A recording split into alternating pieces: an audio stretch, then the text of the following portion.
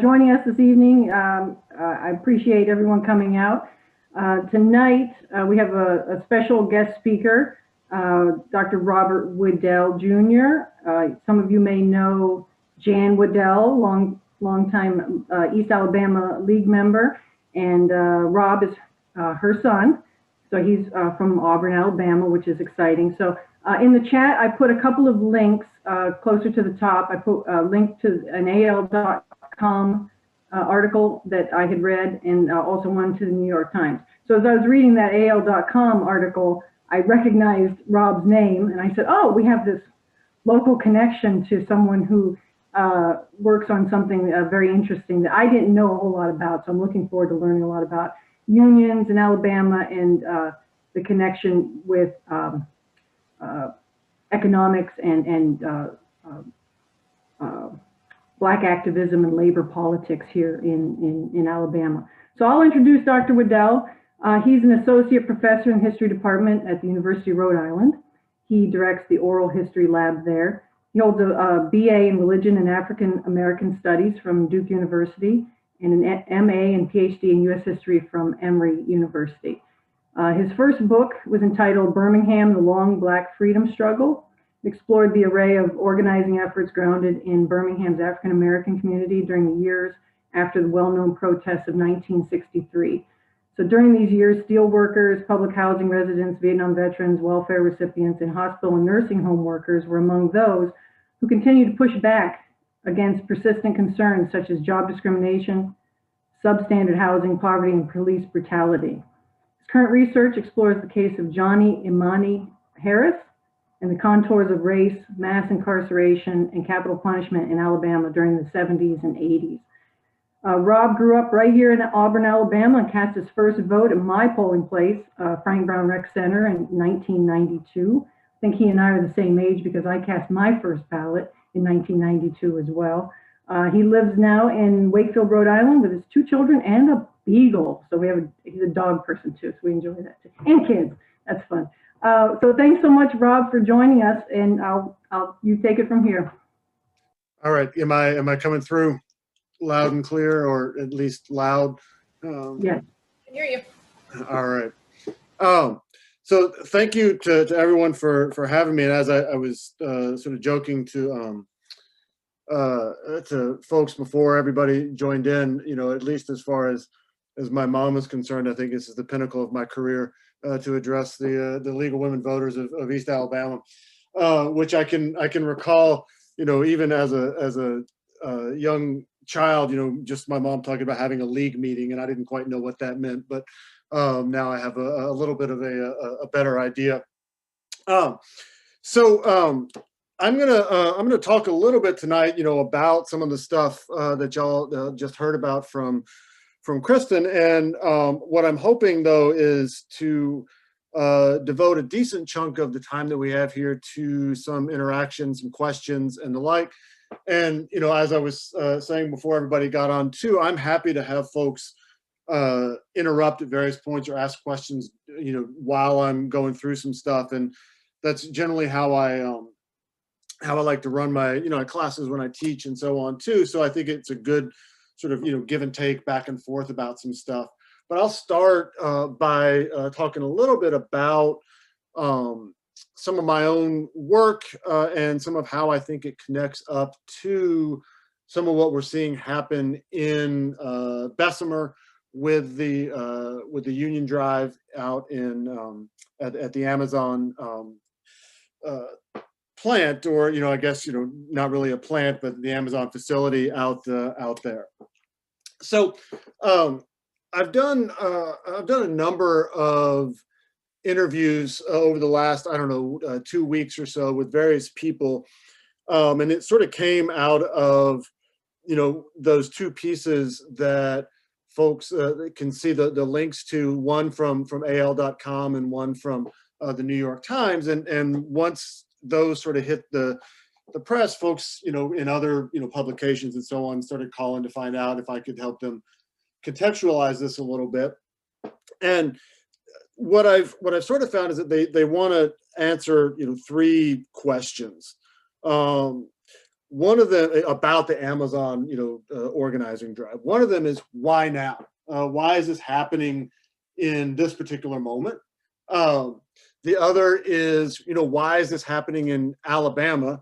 We thought Alabama consisted of, Tommy Tuberville and Mo Brooks and Roy Moore, and that was the extent of it.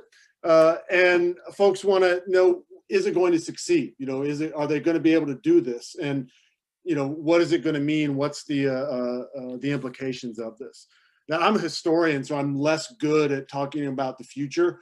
And so that third question of will it succeed, I think is something that I think we don't know. But I think we can talk about what the path forward might be, even if it doesn't succeed, or if it does succeed, and what that might mean in terms of the United States and its relationship with workers and with the working class going forward from here. But I can talk a little bit more, I think, about why this is happening now and why we might see it happening in Alabama, which is not in the minds of most people associated with labor radicalism and with a strong, labor movement. So let me start there, and by going into some of what I have written about and talked about in some of my own work. And that is the history of activism amongst African Americans in and around the Birmingham area. And one of the, if I take a step back from that and I say, all right, how did I, come to thinking about this? And what was it that drew me to, write, I should have a stack of them behind me, as everybody does on their Zoom, but this is the book, that I wrote that came out of my dissertation work at Emory. And, if I start by telling a little bit of that story, I think it gives us a better sense of why we're seeing this happen in Bessemer now and some of the longer historical context for what is emerging there. So I came into Birmingham looking for the Black Power movement.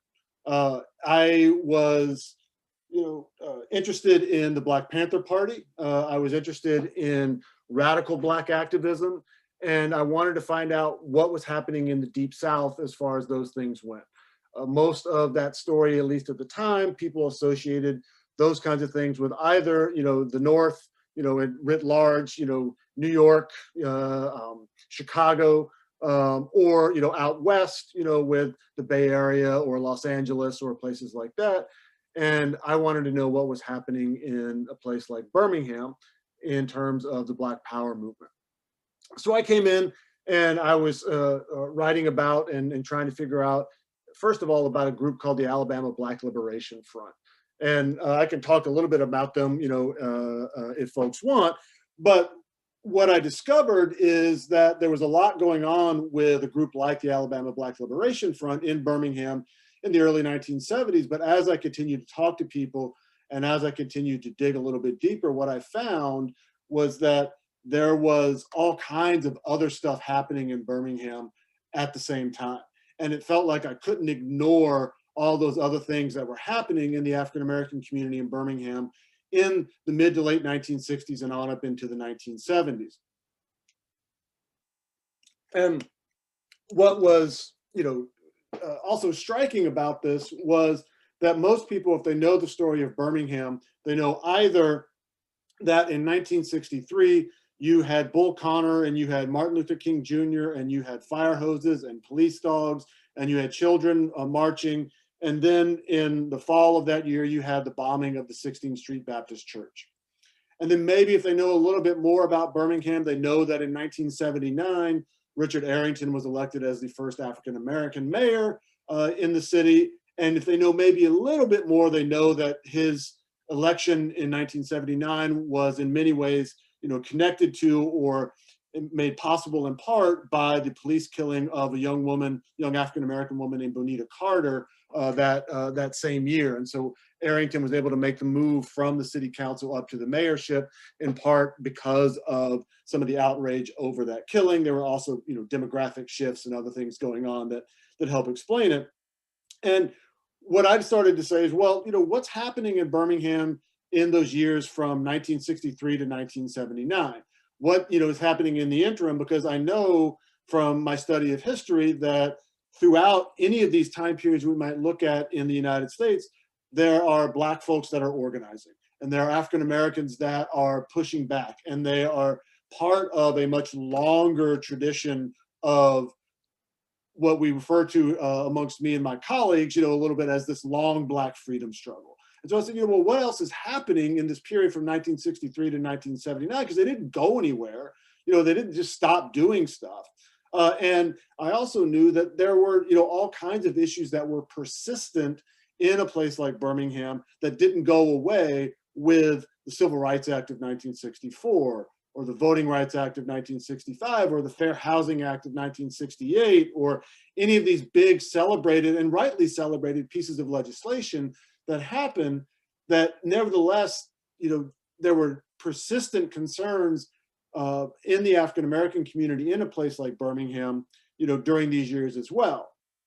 So I started piecing it together to try to figure out what was going on. And as I said before, I found that there was this enormously rich tradition and history of activism in Birmingham. So I'm going to try, and I'll get to the connections there with what's going on at the Amazon plant, I think, through sharing some of this stuff. So let me share, if I can, my screen, and I'm going to pull it up here, and then I'm going to make it full screen. Can everybody see this? Okay, give me a thumbs up. Yeah, it seems like folks can see it. All right. Good. So this is as a side note, one of the things that I think it's important for folks to understand is that is really two things about how I did this research.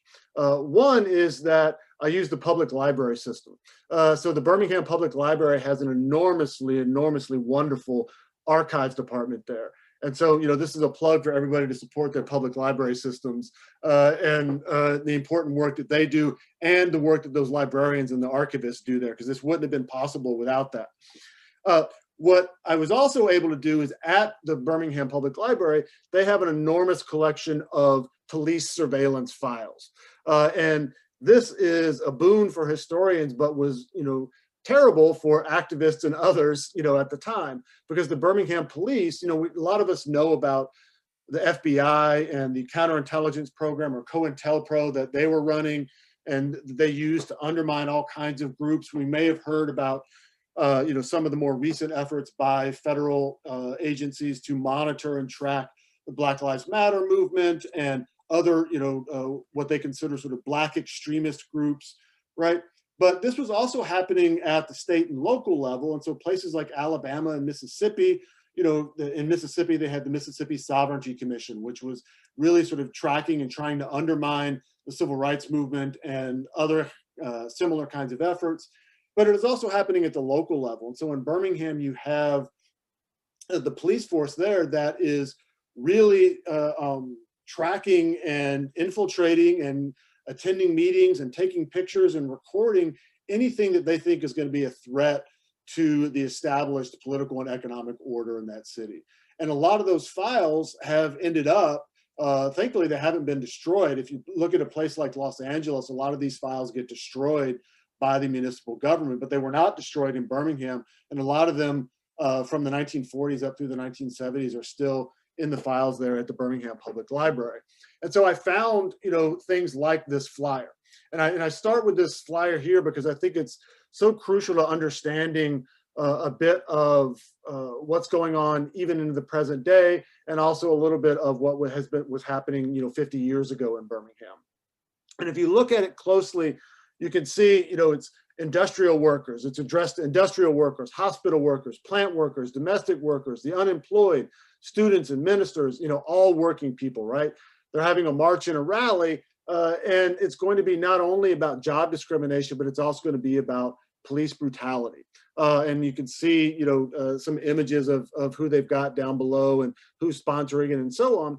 But it's a reminder that these are long, simmering, persistent issues. And they didn't go away, in 1964 with the Civil Rights Act. They didn't go away in 1965 with the Voting Rights Act, and they still are with us today. These are some of the exact same things that the movement for Black Lives is protesting about and pushing back on in our current moment, right? So this is just some, a nice example of, you can see how active things were at the time with this flyer here. But the other thing I came across were things like this. This is a flyer from the Alabama Black Liberation Front about an African-American man named Charles Cannon, who was wrongly imprisoned in the 1970s, but they ground, what he was doing there in terms of freedom, in terms of, they contrasted at various points with the Vietnam War, and talking about issues like incarceration, talking about issues like, poverty. And so these are all things, again, that are consistent and persistent into these periods. And you can see this in some of the flyers and some of the handouts that people were giving. And, these, again, are all things that were being confiscated by the police.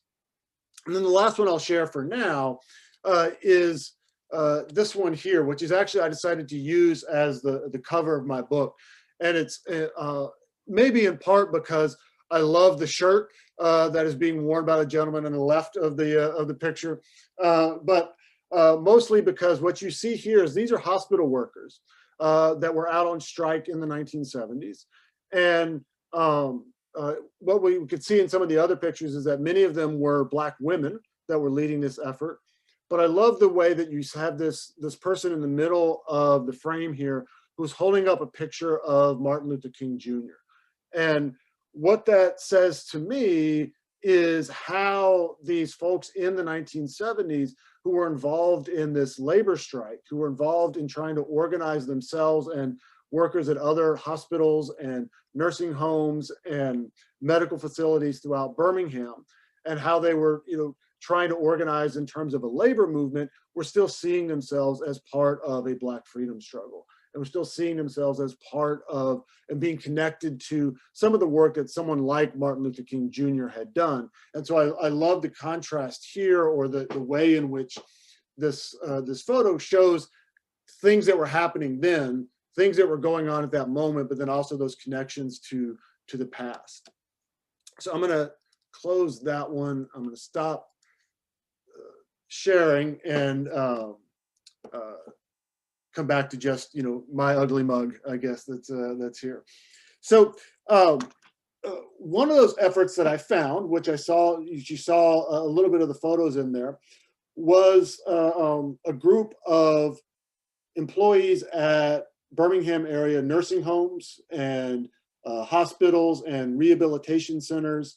And what is fascinating to me is, if we think about connections to the current moment, is that these are all the very folks that now we are celebrating as essential workers. That in this pandemic that we've been enduring for over a year now, that these are the folks that we're suddenly starting to notice their value to us as a society, right? So you've got your LPNs, you've got your nursing assistants, you've got your dietary workers, you've got your maintenance and custodial staff. These are all the folks that in these hospitals and medical centers were organizing and trying to organize themselves in the 1970s. And they come together as a group called the Public Employees Organizing Committee. And they are pretty successful in trying to get a wide swath of workers from across the medical sector in Birmingham, folks that are working in these dietary departments and custodial departments, and the like, and getting them to organize and agree to join a union. And this was, of course, very, very frightening to not only University of Alabama at Birmingham and the other Caraway Medical Center and Fairview Nursing Home and the other folks that were running these facilities, but it was also very frightening to the city government, the municipal government in Birmingham as well. So if I come back and I share my screen if I can find it. You know what? I'm gonna not. All right. I could find. I got too many windows open. Here we go. So if we share, can y'all see this? All right. Yes. Okay.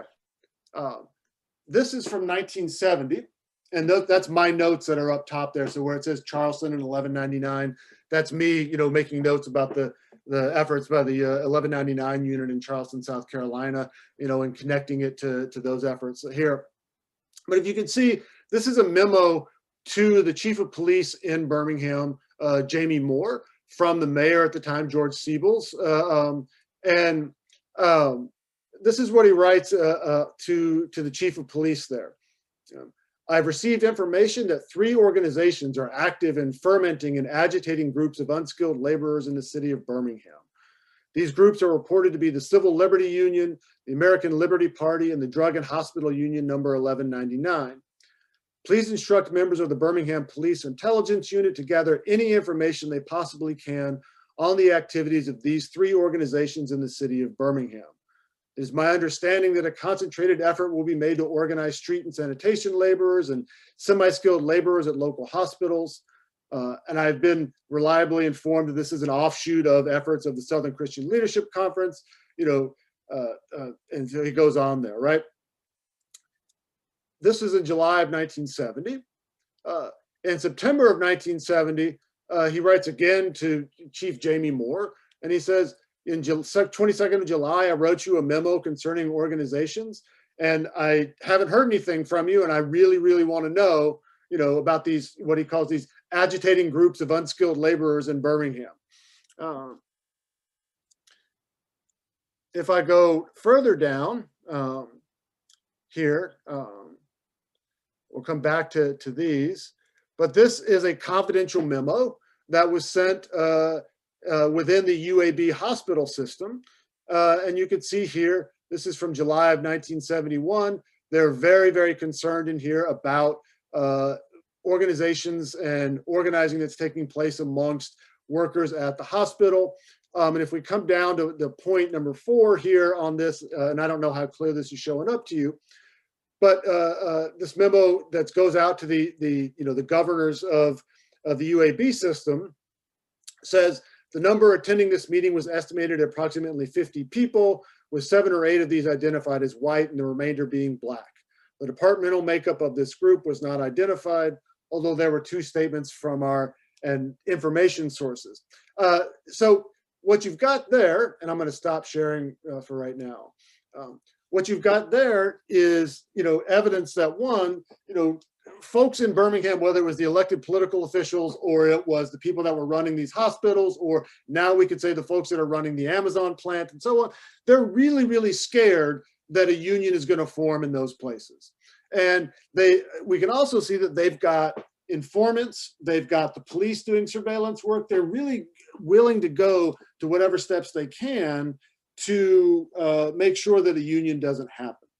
And I think this is important for us to understand, because a lot of people have pointed out now about what's happening in Bessemer, and they say, well, you know, those workers are making $15 an hour, and those workers are making, you know, better wages than a lot of folks in Alabama are making.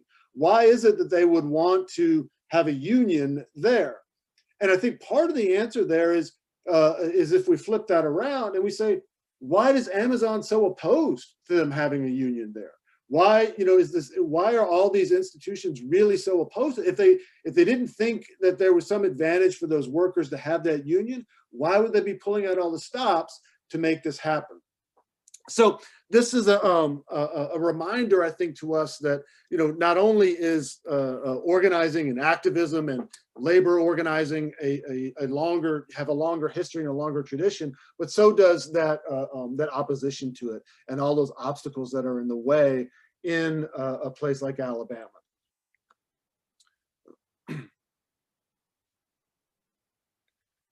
So what that also reminds us of, or what we also need to be, I think, conscious of here, is that the 1970s is also a moment when you see a lot of shifts that are taking place in terms of the economy of the United States. And there's a lot of shifts that are taking place politically.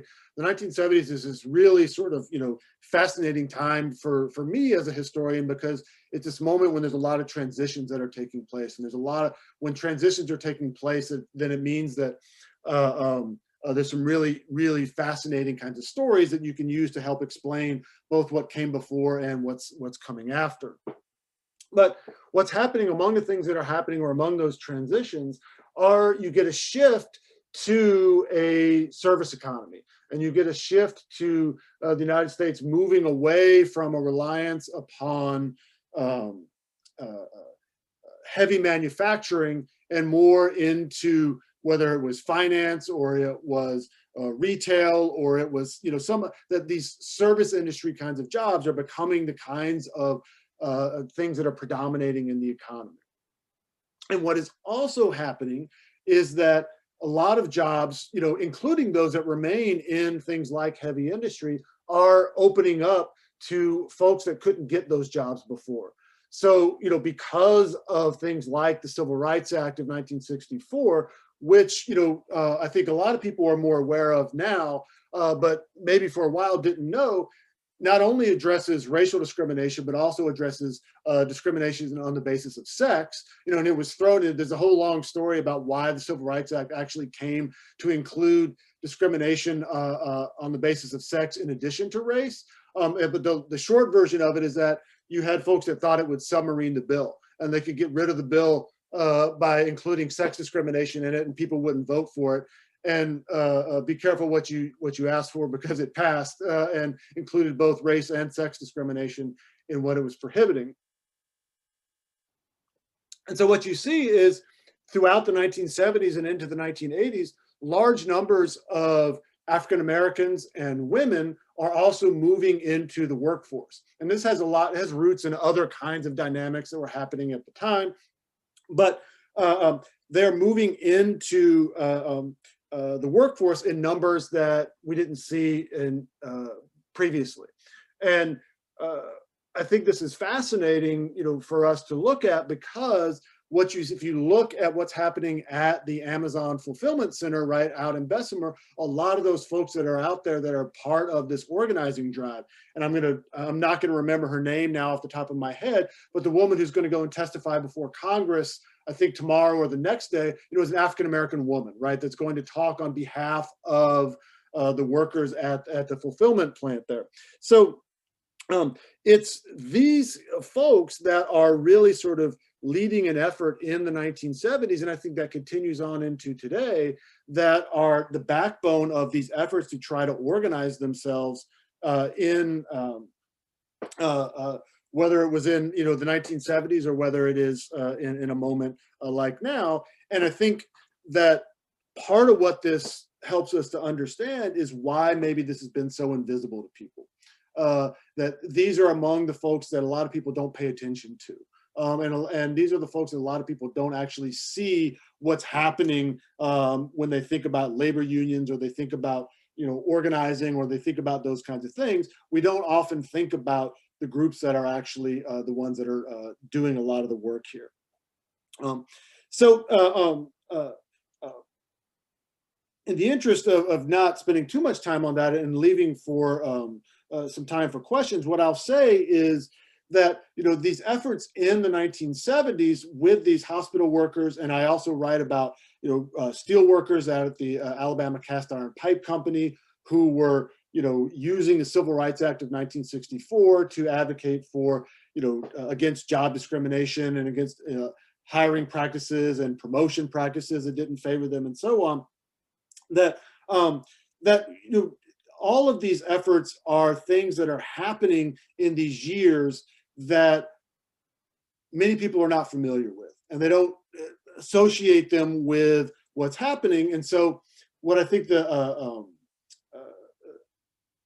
has ended up becoming the dynamic, or the way that we think about a place like Alabama, is we equate Alabama, if we think a little bit bigger, we equate the South with the white South, or with white Alabama. And so when people talk, about Southerners, a lot of times what they really mean are white Southerners. And when people talk about Alabama, a lot of times what they really mean is white folks in Alabama. And so they say, Alabama is an enormously conservative place. Alabama is an anti-worker place, or it's an anti-union place, or, any of these kinds of things that leaves out an enormous group of people that actually don't fit that mold.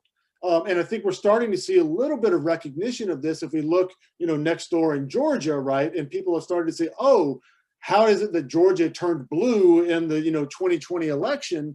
And, for me, part of it is that not so much that it's not so surprising in some ways, because if you're paying attention to who lives there and not just the folks that are able to have gotten control of the state government and the like, but the folks who actually live there, then you get a much fuller picture and a much richer picture. And we need to pay attention to some of those folks.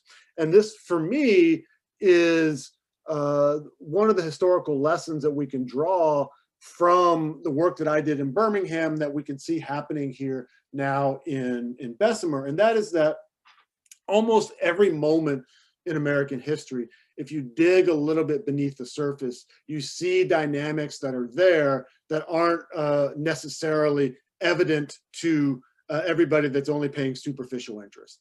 And the examples I give to my students, are things like the 1950s. If you dig a little bit beneath the surface of the stereotypical notion we have of the 1950s, what you see is everything from, rock and roll to the beat movement to dissatisfied men and women in their marriages and in their suburban homes, to a youth culture that's emerging, to a civil rights movement that's emerging. And so a lot of people think, oh, the 1950s, they have this stereotypical image of the 1950s. And then they say, how did all that burst on in the 1960s? And the answer is that stuff was going on if you dug a little bit beneath the surface and you looked a little bit more at some of those dynamics that were going on there. And so for me, in thinking about what's happening in Birmingham now, or in Bessemer, I should say, and there, I think, if we go back and we look at the period from, the 1970s up through the early part of the 21st century, this period that we associate with Ronald Reagan, with Christian conservatism, with a real conservative shift in American life, that if we actually dig a little bit beneath the surface there, what we see are folks that were continuing to organize and folks that were persistent in their organizing. And you see people that are responding to the new conditions that are being created by the service economy, by the deindustrialization of the United States, and also by the way in which, real wages are declining, protections for workers are declining, environmental and work safety regulations are being stripped away. And so folks in those years are experiencing all those things, living and trying to provide for themselves and their families during all those things. And so when a moment emerges like what's happening here in Bessemer, I think it's rooted in those longer lived experiences of those people that if we were paying attention to it, which, well, of course they're organizing themselves. Well, of course they're getting together with their fellow workers and talking about why they are dissatisfied on the job, or why they'd like to earn more, or how they're not able to afford or to do the things that they want to do. And so it's less of a surprise for us if we dig beneath some of what's going on in the years preceding it. And then, I guess the final thing that I'll say before I want, because I do want to open it up for enough questions this evening, is that this is a moment here that, and I haven't been able to think this through as much as I have some of the other stuff, but this is a moment here that strikes me as being, not the same, but very similar to some of what we saw happening in and around the Great Depression in the United States. I'm not saying that that's what's happening here, but here's what I'm getting at. One is that there was an enormous, sort of catastrophe that sort of shook the nation. And people are sort of thinking about, well, how could this happen in, in the United States, and how can we prevent it from happening again? And what are the things that we need to do to try to make that not happen again, right? But it's also a moment when, since the 1880s, 1890s, early 1900s, and the shift to an industrial economy there, that you had workers and other folks that were adjusting to the new realities of what that economy was going to look like. So that by the time you got to the 1930s and you had a catastrophe like the Great Depression, but you also had those decades of organizing work and foundational work by those groups, that they were able to take advantage of it in that moment.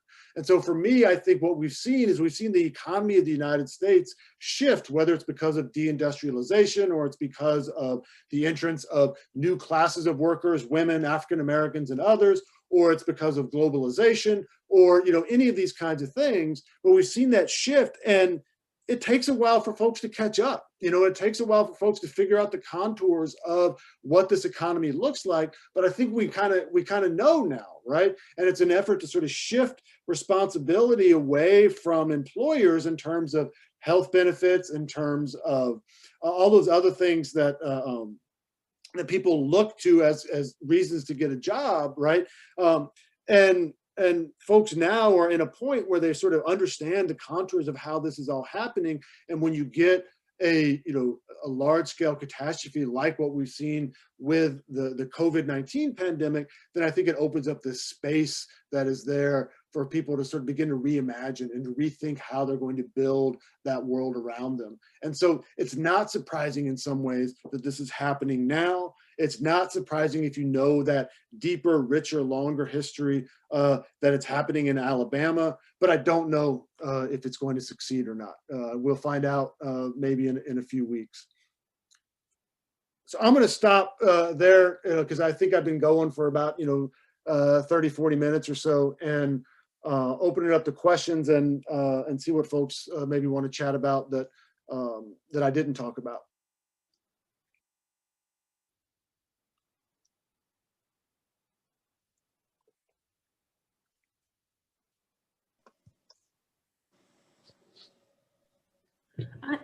I'll ask a question. So you're right. People don't think of labor in Alabama, and for the most part, corporations and the government have been very successful in preventing large labor movements from lasting a long time. But did they gain anything, even if they weren't successful in having unions at the level we think of unions in the northern communities? Yes, and so I think there's a couple of ways to answer that question, which is a really good one. So one of them is that if we look at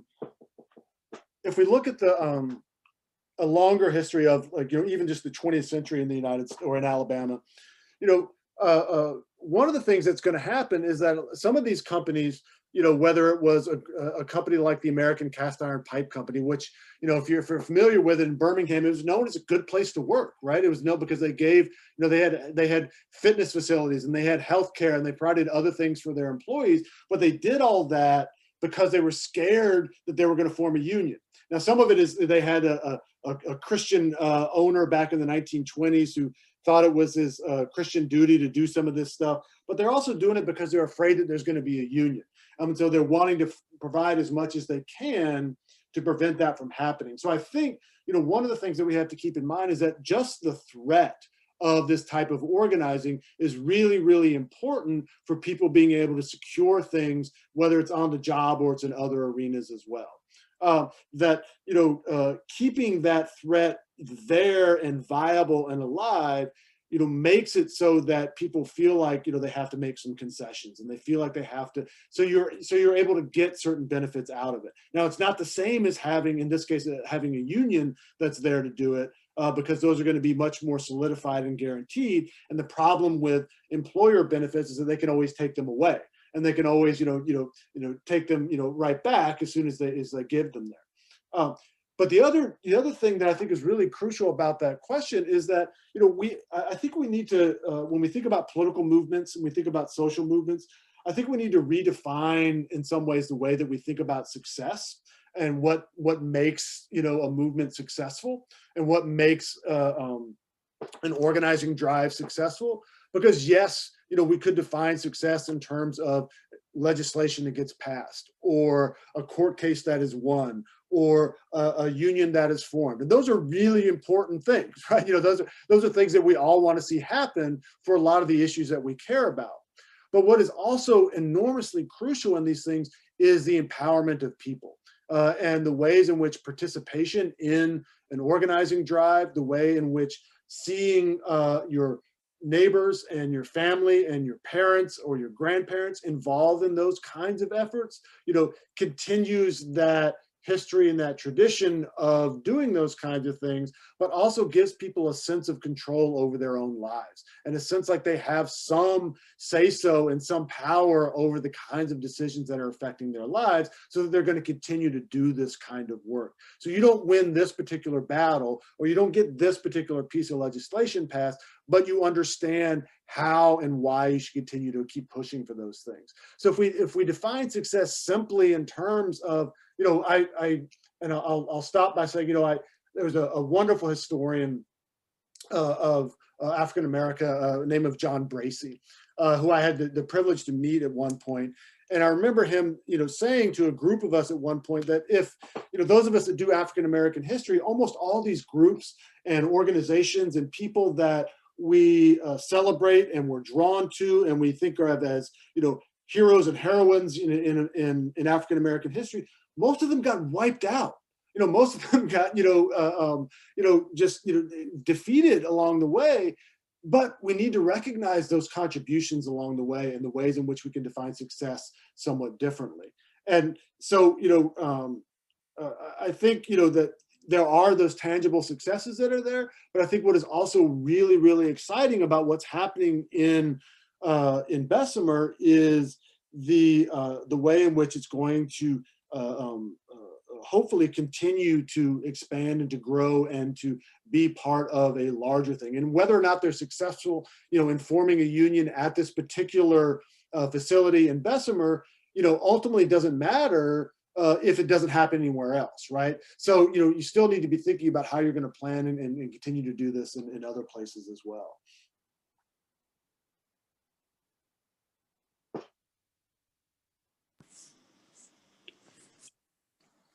I was wondering, as far as, you're talking about the Great Depression and the, the child labor laws, there were a lot of things like in about 1920 when the League was formed. That was one of their planks, was to the fight against child labor laws and other things that basically, there were laws passed that protected them.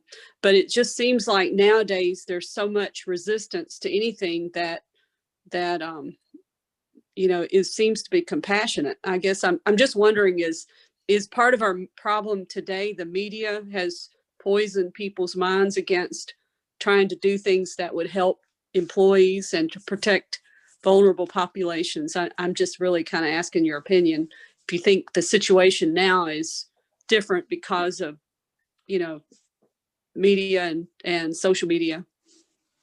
I think, for me, one of the things that I come back to when trying to understand, how we see, because, by sort of the big measures, for me, if we look at the period from, say, the late 1970s up until, pretty close to, if not including the present moment, there's a lot of really, terrible, things that we see, so whether it's in terms of real wages, whether it's in terms of environmental protections, or it's in terms of worker safety protections, all these kinds of things, we look and we see that they've all been degraded, over those years. And so we're trying to figure out, well, how does that happen, right? Why is that?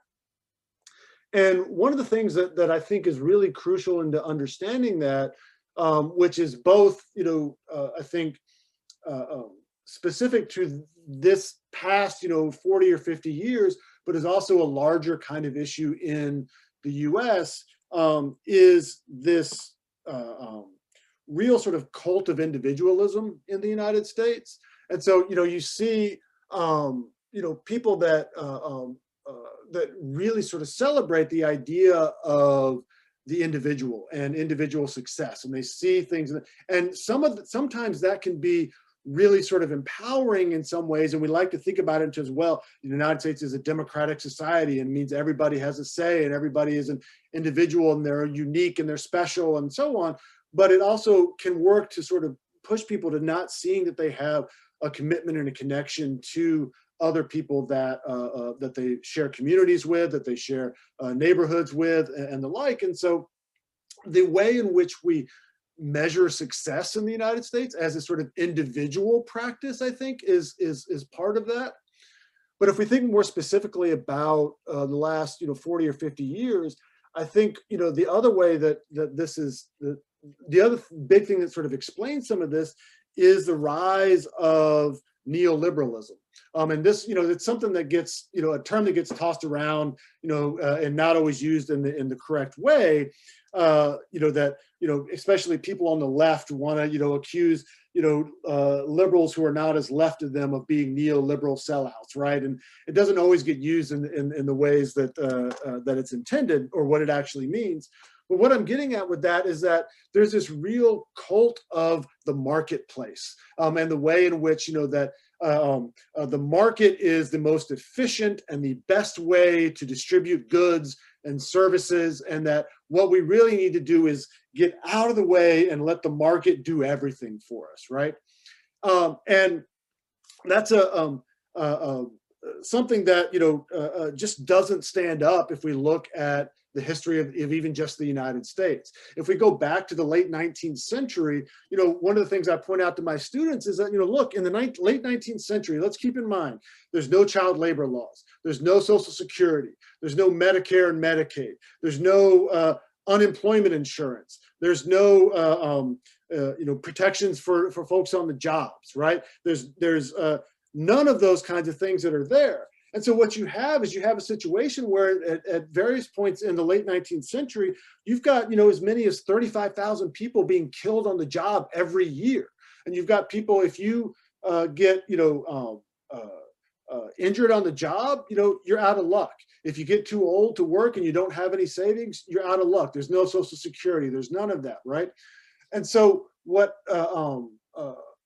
we've got some pretty good examples of how, just seeing things from an individual perspective is bad, to put it, sort of bluntly. But also we've got evidence of how using the market to distribute things doesn't work. And there are certain things that shouldn't be commodities. Water, housing, food. Those things should not be left to the vagaries of who can afford them, right? Everybody should be able to have clean water. Everybody should be able to have a decent food on their table, right? Everybody should be able to have those kinds of things.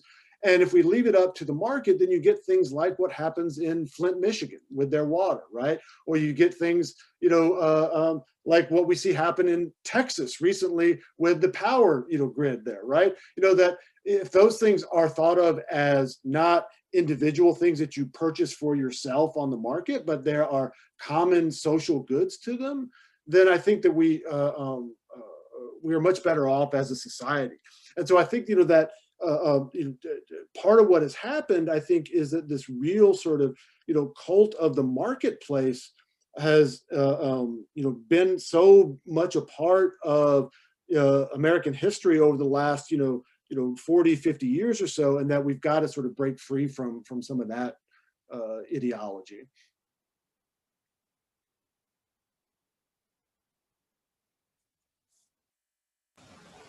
Chris, I think you're next. Yeah, thank you. One of the things I keep wondering about is why now and why Bessemer?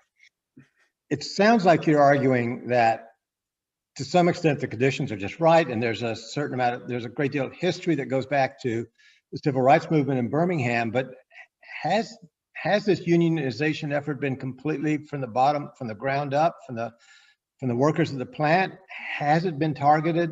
Has the Bessemer plant, for some reason or another, been targeted by a broader labor organization to try to, get unionization started in Amazon or in Alabama? Anything you can say about why there and why now? Yeah, I mean, I think I think that the broader labor movement would love to see a success there, and would love to get inroads in a place like Bessemer and in a place like Alabama.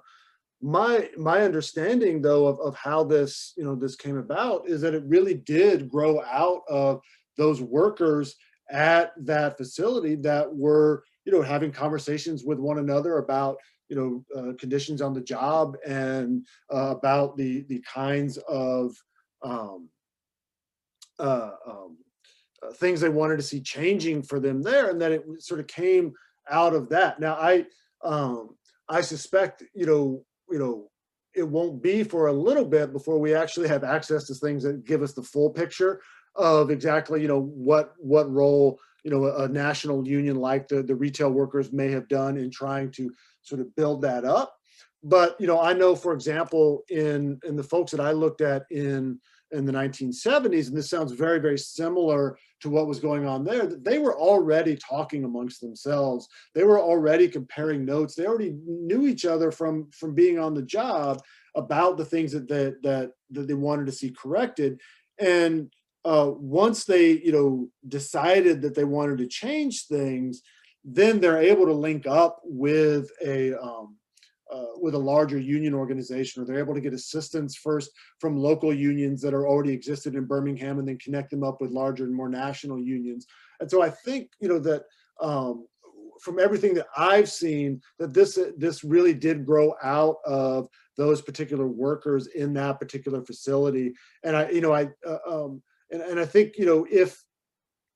if a national union was going to try to kick off an organizing drive to take on a company like Amazon, I don't know that they would have started in a place like Bessemer. I think that they would have tried to go somewhere else, because they're as susceptible to the national narratives about Alabama and about organizing and about unions there too.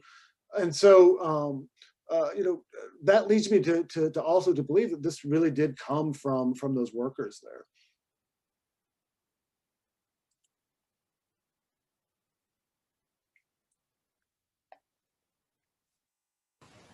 We had a question in the chat. Reva says, we're getting an Aldi distribution warehouse in Loxley, Alabama, which is in Baldwin County, and possibly an Amazon warehouse. Do you know if Aldi is unionized? I don't know if Aldi is unionized. I should look that up. I hope they are, but I don't know. I would, it just, I don't know why it reminded me of this, but I should note, for example, that, so I'm I'm on faculty at the University of Rhode Island. We're a unionized faculty at URI. And so, and it's been, one of the better things that could have happened to me as an academic and as someone that works in academia is to be a unionized workforce here. And one of the things that, and I mentioned that because I think one of the things that maybe we're starting to see the needle move a little bit on, but I think that is important for all of us to think about, is that almost all of us are workers. Almost all of us work for somebody else. There are very few of us who are Jeff Bezos and Bill Gates and the like. So all of us are workers. And, I mentioned this in connection to my own, faculty union at URI, because there are a lot of people in academia who think that they're special, who think that they're different because they got, an advanced degree, or they have some special knowledge that's there. And so they're not the same as, workers in an auto plant or workers at an Amazon distribution facility. And we really are. We're employees, and we want to be able to have a say in how much we will work for and under what conditions we will do that work. And so if you've got an organization, like a union that can help you figure out how much you're going to be able to get paid for the work that you do and under what conditions you'll do that work, then you're in a much better situation than you would be just on your own as an individual trying to do this. And so, I think one of the things, and maybe this goes back to the earlier question about, individualism and so on, but I think one of the things that's really important for a lot of us is to recognize that we're workers and we're employees and we answer to other people, and we want to have some say over the conditions in which we work and the amount that we're going to be paid for the work that we do. That kind of a shift in the way that people think, I think, is pretty crucial as well.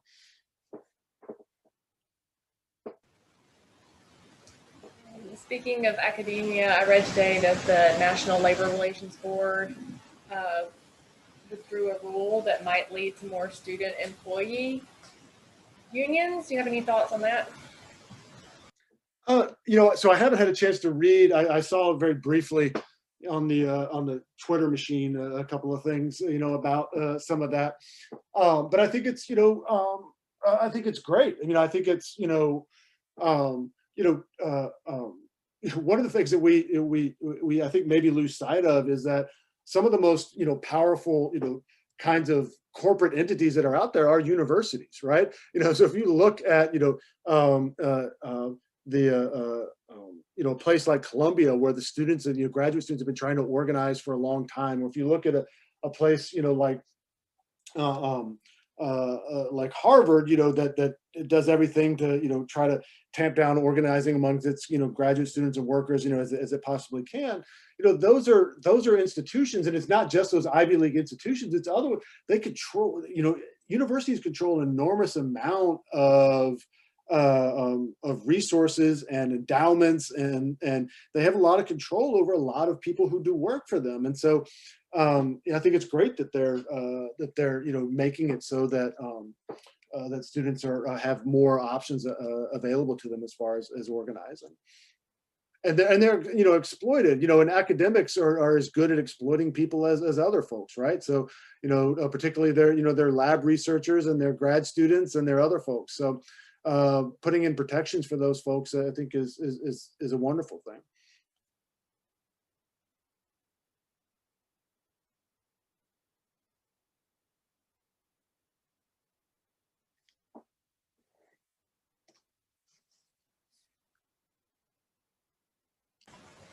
All right, we're coming up on 7:30. Does anyone have any final questions?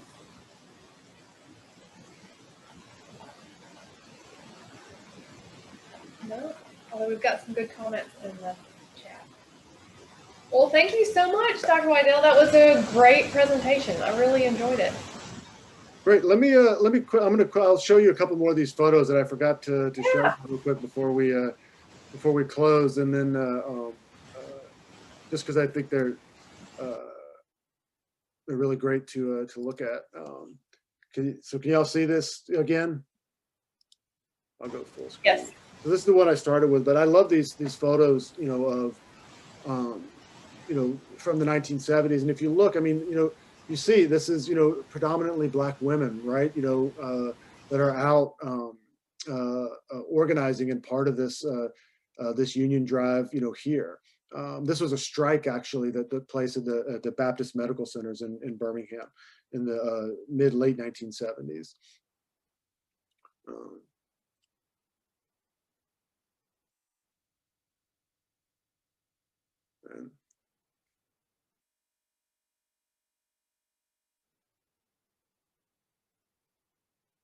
And you can see, this one for me, it really sort of grounds some of this in the way that they're making connections to the Black freedom struggle and to the civil rights movement, right? So you see the SCLC supports hospital workers. It's the Southern Christian Leadership Conference, which, Ralph Abernathy was leading at the time, which was Martin Luther King's organization. You can sort of see, you know, the sign in the back there about if we were white, we would be at work, you know. So they're, you know, they're grounding this both in labor, you know, organizing and in racial discrimination and the kinds of things that they're facing, you know, on that front. You know, this is a picture, this is from a different, you know, issue. This is Ralph Abernathy and Hosea Williams, and this is in 1969, and they're marching in Birmingham about police brutality here. But you can see, you know, that this is, you know, 6 years after 1963. That's where I started. You know, you can see, you know, stuff that's very, you know, reminiscent of what we see happening today, right? If you look at Black Lives Matter. And these are photos that were taken by the police that were out, you know, surveilling, you know, these efforts. You know, and they're writing on there who people are, you know, and the like.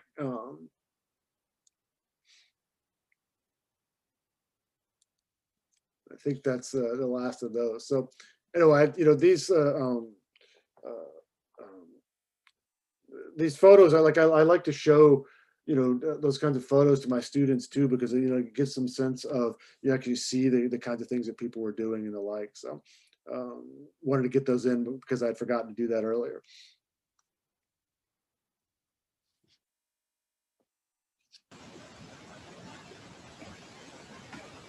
Thanks for sharing those. I'm glad you did. I like the photos. All right. Well, thank you again, Rob. I really appreciate it. And I hope your mom is satisfied with your presentation. She looks happy and proud.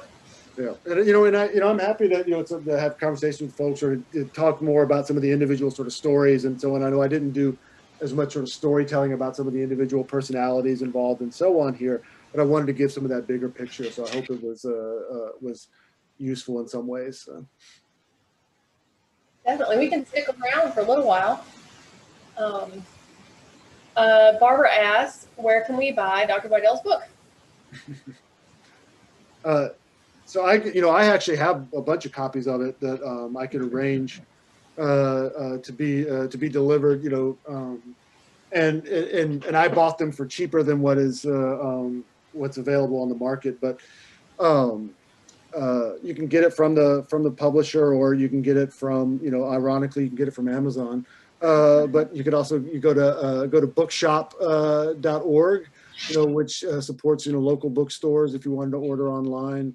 But you could also put in an order with one of your local members, and I could see about getting some of the extra copies that I have down there for much cheaper than I think I got copies of it because they were offering me a sale. I was able to get it for, you know, around, you know, $10-15, whereas it retails for like, you know, $75-80 because books are, you know, crazy expensive these days. So better to do it. You have a direct line down in Alabama. You can send it to me.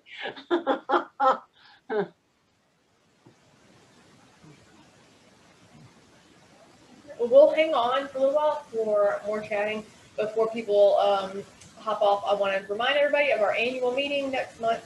That's April 19th. It's going to be at 6 o'clock, and we'll send out an email about it. But yeah, that's our next meeting. So I will let y'all chat amongst yourselves. You can unmute yourself if you want. Tim, what's the topic again of the annual meeting? It was about the prison that's going to be built in Alabama and environmental impacts of that too. We need a jazzy title.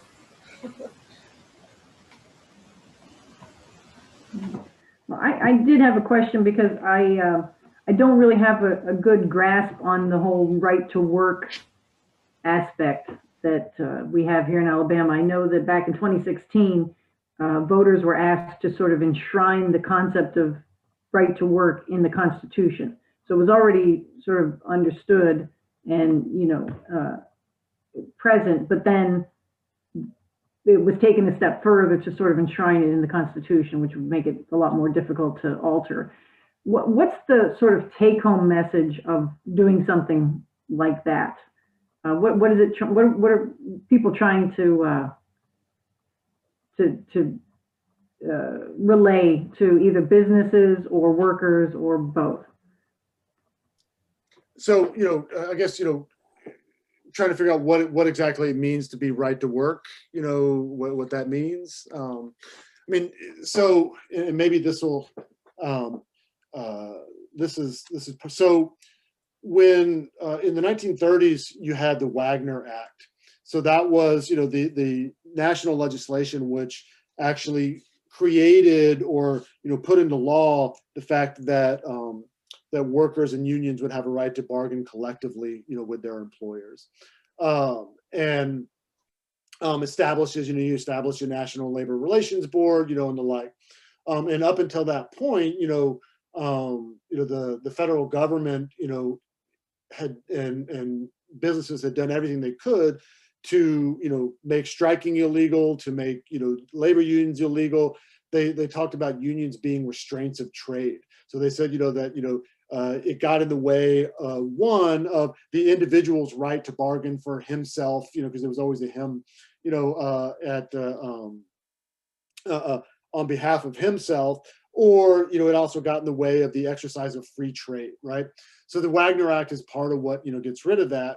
But then, in the sort of reactionary moment immediately after World War II, you get the Taft-Hartley Act. And what Taft-Hartley, part of what Taft-Hartley does is it gets rid of the union shop.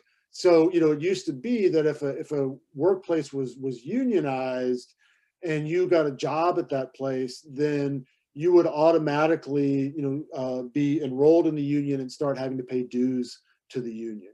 And one of the big things that right to work laws do is they say that you, as an employee there, do not have to pay dues to the union, even if your facility is unionized. And so what it does is it starves those unions of resources, and it allows, so-called free riders. So it allows people to work at, an Amazon plant or somewhere else and get all the advantages that come as a result of unionization and of collective bargaining without having to pay in to be part of that. And so it gets presented to folks as they can't, unions can't just take your money away from you, right? They can't just force you to join them. But what it really, effectively does is create a situation where you're sort of starving those unions for resources, because nobody's, a lot of people are not going to pay dues to the union if they don't have to. It's, money that they could, just leave in their paycheck. And so they think that they're better off without doing it. But without doing it, then the union gets starved for resources. I don't know, does that help? It does. I'm just curious, when people say, oh, Alabama's open for business, or when this was all happening, it was, I think Gerald Dial said something like it sends a strong message to the business community about Alabama. And so that's kind of, that's, and reading what it's all about, it's like, you don't have to pay, or you don't have to participate, but you don't have to not participate in, in the union and whatnot. But I'm just always interested in that, what is it that I don't understand about it in the business sense? Like, yeah. Well, I mean, the other way that this plays out is that, with, the so-called sort of rise of the Sun Belt, right? So when you get, in the later part of the 20th century, you get a move to places like Alabama, and then, sort of all across, the swath from, North Carolina out to, like Arizona, right? And that whole, deep South and Sun Belt, sort of region, that you get, them being able to sell themselves to businesses as you don't have to pay your workers as much here. You don't have to worry about unions in these places. And so come and bring your business here, because we're going to have low corporate taxes. We're going to have low wages, and we're going to have low unionization levels across, the South. And so a lot of these businesses come in and they want to set up, plants in the South because they can take advantage of all those things. So, so when folks say, oh, Alabama's open for business, or it's going to attract business to them, what they're really could be saying is that we're willing to sell out our workers to the businesses there because we're going to let them, work for low wages and without protections, and we're not going to garner any revenue from those businesses in the form of taxes, and so we're not going to use that revenue to then provide social services or other kinds of, municipal or state, services as well. And so it's, it gets presented as, you have the right to work without you being told where to, what organization you have to join and the like, and so on. But it has these sort of, other, bigger effects, that are part of it. And of course, part of what we've seen, in more recent decades is that, then, folks will globalize, right? So then they'll also move out into places, overseas, where they don't have to worry about labor protections, or they don't have to worry about, wages and the like. And so it's just this never-ending, process where you get this, movement of capital by folks that just want to, not, pay people for the work that they do. If I could ask a question, this is Barbara Cadell. Oh, Leonette, go ahead. Her hand was up. She followed the rules. I just want to chime in here that there's some things that employers have to do if there's a union in their facility to be somewhat fair. Is you have to inform the labor stewards and their management if you're going to do a layoff and how that layoff is going to occur. Most contracts have that you have to allow the union stewards and their higher ups a certain percentage of work time that is devoted to union activity. So ergo, you're not working for the corporation, you're working for the union on my dime. So, there are some nuances here that, most of us can probably agree in the greater scheme of things, a union is a good thing. But to be fair to employers, there are some things that they're going to have to accommodate when a union is in their facility, and it's not just safety and it's not just wages. There are other more bureaucratic things that have to be acknowledged because you have a union, and that contract will come up for renegotiation every few years. And so everything's on the table again. So that is kind of a fraught period for both union and management, because some things that had been okay, maybe situation has changed and things are going to have to be renegotiated. And having done this only once, I can tell you it gets down to some fairly mundane items like what uniform, what kind of clothes you can wear to work every day, because there are safety requirements, not just heat in Alabama requirements. So thank you for that.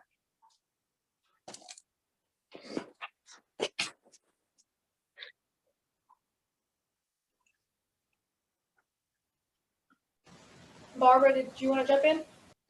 I'm going to stir the pot. I'd like a definition of union. And the reason I ask that, I'm fascinated by somebody who is an academic working in a unionized environment, because I'm retired from a school system, and the Alabama Education Association is quite frequently referred to as a union. My husband is an attorney, and he represents AEA members when they have disputes with their employer. But in my view, AEA members are not unionized because they don't strike. And the notion of a negotiated contract is laughable in a school system.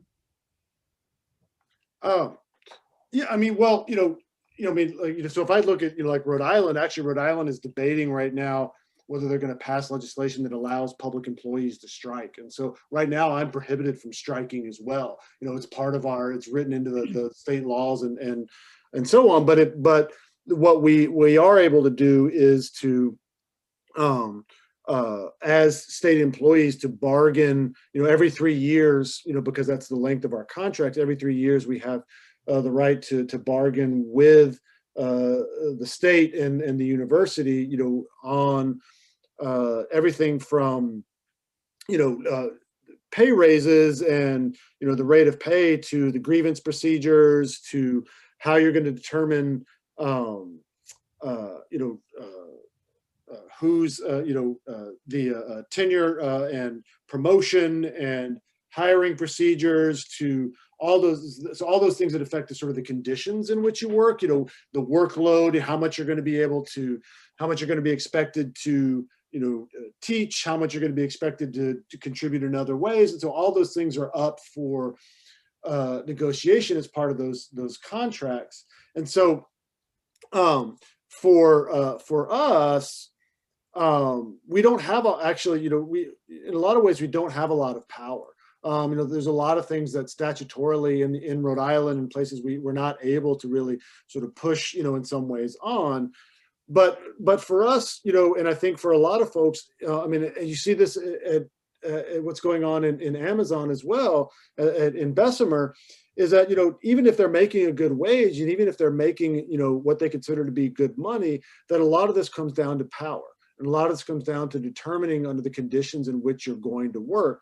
And so, sometimes it might seem trivial in terms of, what you're allowed to wear or when you're going to take your bathroom breaks or those kinds of things. But, the other thing is that,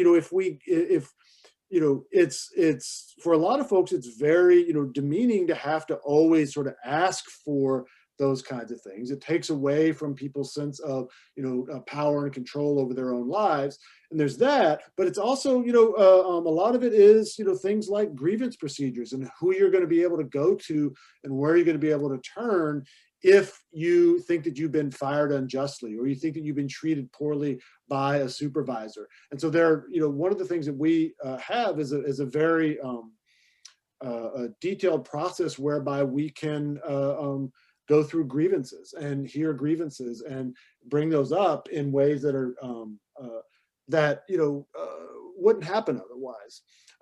But there's it does get a little bit murky in some ways with a group like specifically the Alabama Education Association, because they also do a fair amount of lobbying, and a fair amount of trying to influence policy and so on. And so I think a lot of people think of the AEA, in my specific knowledge of it is less than it was when I actually lived in Alabama. But a lot of people think of the AEA as sort of, a lobbying organization, much more so now than you do as a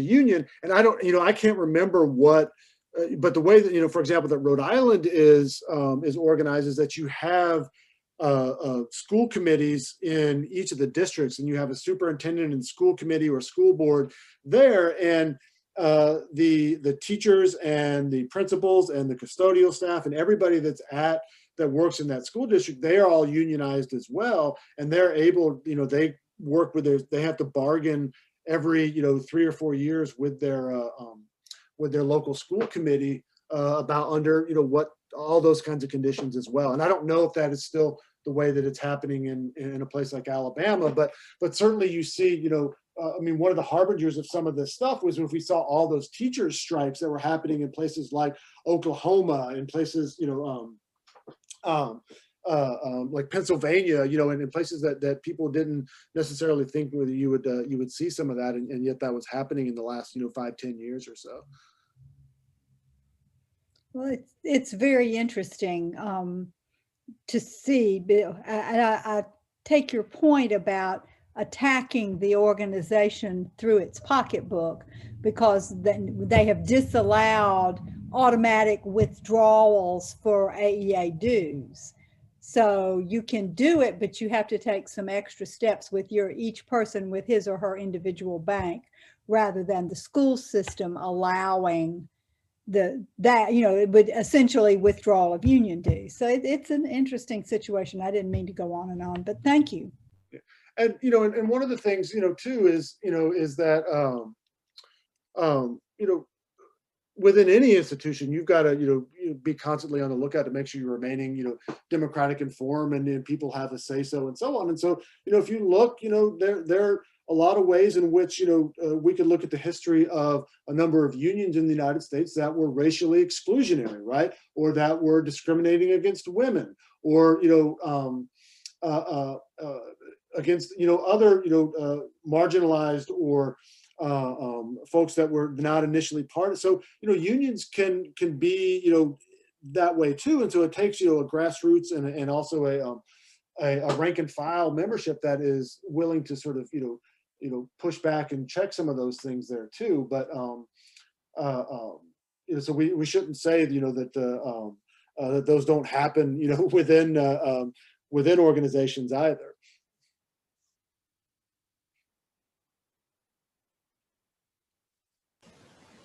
Laura?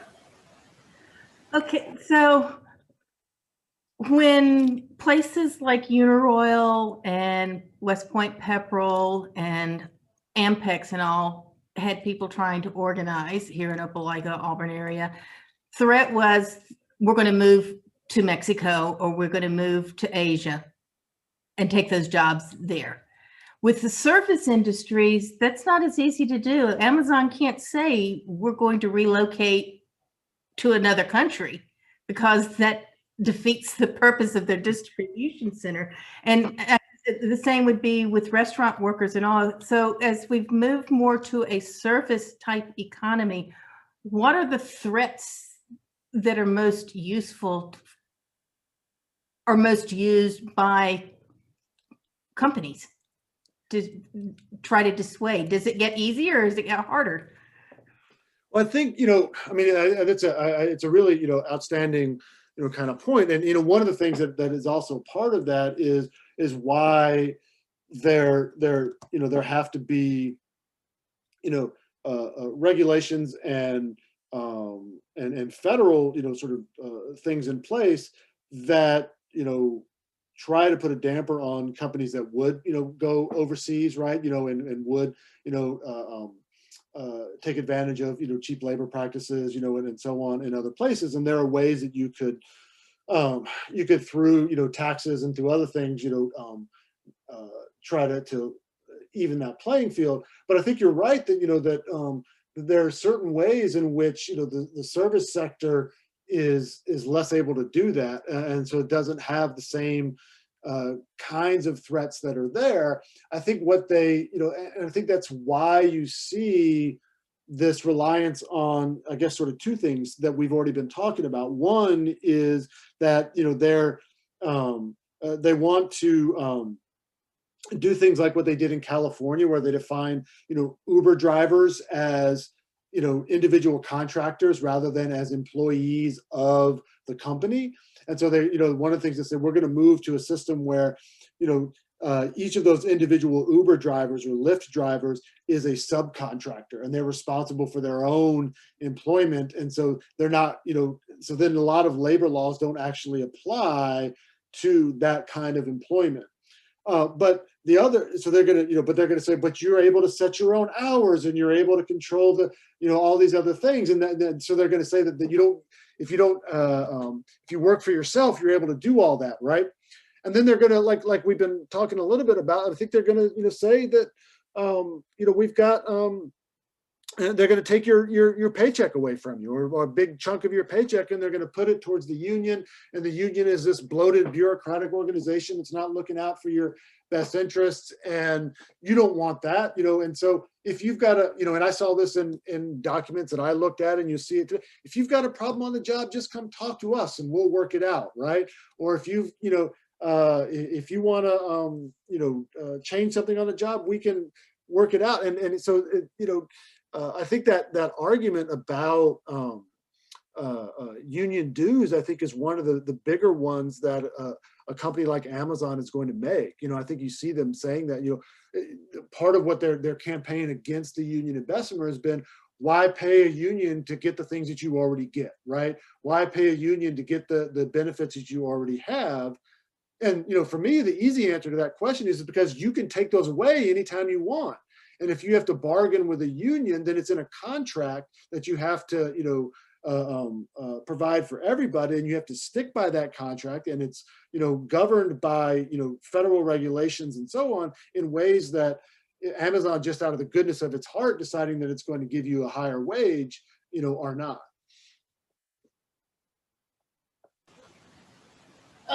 From the business owner's perspective, did you see any change of tactics based on whether the attempted unionizers were black or white? Yeah, I mean, historically, you see lots of efforts, you know, to divide workers, you know, along lines of race. You know, it happens along lines of gender too, but race, you know, race is an easy way that that employers have used to try to divide workers, and so, you know, there's a long history of that, particularly in some of the industrial unions in Alabama, of them, you know, doing that. And you know, I think you see, you know, I've read a little bit about it, but I think you see some of that happening, you know, at the Amazon effort as well. That I think that there are efforts that are try to you know, appeal to white workers to vote against the union, and it may not be quite as explicit as don't vote for the union because it's going to be, you know, you're going to be sharing, you know, power with black folks, but, you know, I think there are ways to get that message out without explicitly saying that, and so that, you know, I mean, historically, yeah, there's been lots of ways in which, you know, employers have tried to divide folks along, you know, racial lines in order to defeat a union organizing drive or try to defeat other kinds of efforts.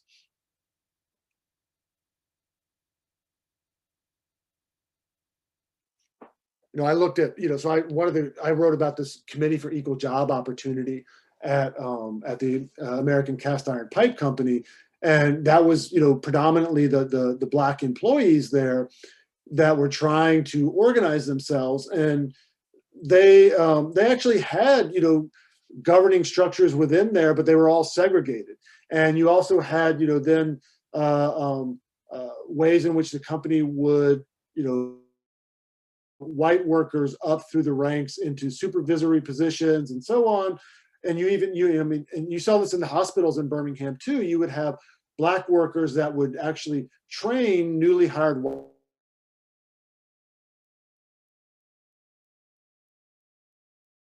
higher paying positions or into supervisor kinds of positions. And so, you know, there are lots of different, you know, ways that that you could that employers are able to sort of foment those kinds of divisions, you know, and try to do that kind of thing. So you said foment, and reading those letters you posted, they kept saying ferment, right? And I was like, do they mean foment, or has there been like a switch in the preferred word lately?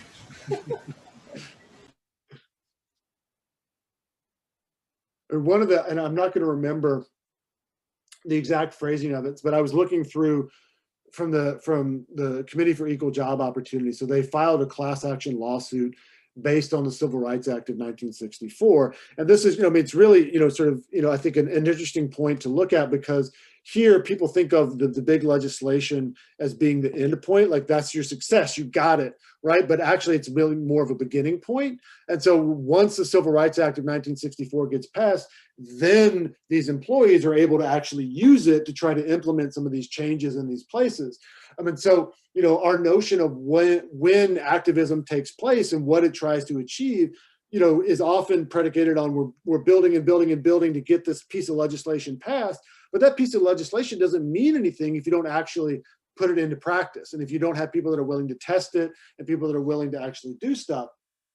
But so they, you know, they're using the Civil Rights Act of 1964, and they're filing a class action lawsuit. And so they're going through this legal discovery phase where the lawyers are coming in and they're asking them to fill out questionnaires about, you know, their working conditions and types of discrimination they faced and so on. And all this stuff was in the basement of the courthouse in downtown Birmingham.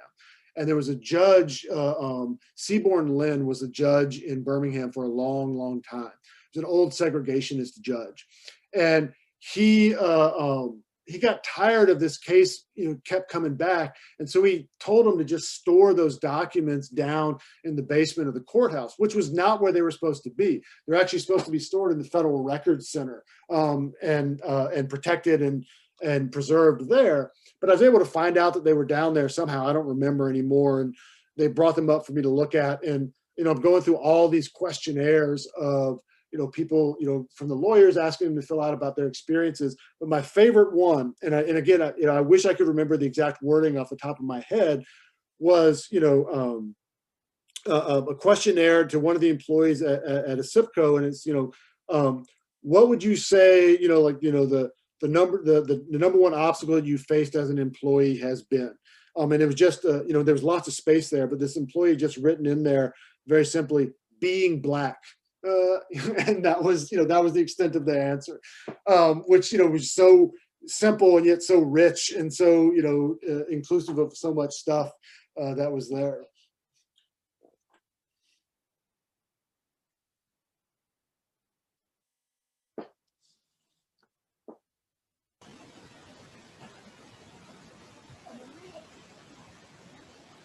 So any final thoughts from anyone?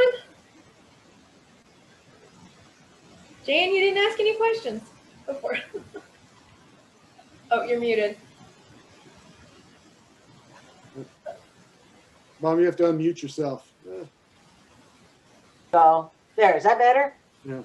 I'm just pleased to hear the discussion, the back and forth. But I noticed in the chat room there are a couple people that want a copy of the books, and I didn't know the logistics on that. If you wanted them to contact you directly, or should we talk about that later on? Yeah, you and I can work. I mean, I've got a bunch, if I'm gonna, now that we're all getting vaccinated, and maybe I can actually come down and visit. So I could bring some with me at that point that I have that are at a much discounted rate. So. Okay, that answers my question.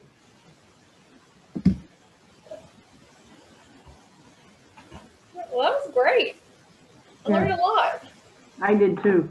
Thank you very much. It's always nice to have a connection with an expert, and sort of know somebody who knows somebody who can speak to these very complicated topics, historic yet very timely. So we greatly appreciate your time. I know where you are, it's after 9, so we probably should let you go. I don't know if you've eaten dinner yet or not, but you should probably go. But we really appreciate you coming, and it means a lot to us, and I'm sure your mother is very proud, as we are. Yes. Yeah, and I'd love to chat at some point about the stuff I've been working on more recently too, with around incarceration in prisons and that kind of stuff, because I think that's all swirling around in the present moment too. Yeah. Well, we're always looking for program meeting ideas, and that sounds like an excellent one. Are you available in like a few months after we get past our? Maybe you should join in to the annual meeting. We're talking about prisons and building the new prisons here and the environmental impacts and whatnot. So there's a lot going on here in Alabama. So we'll send you the invitation. You can join us if you'd like. Yeah, I'd be interested. Don't do it. Don't build it. No new prisons is a good motto. All right. I'm going to stop recording.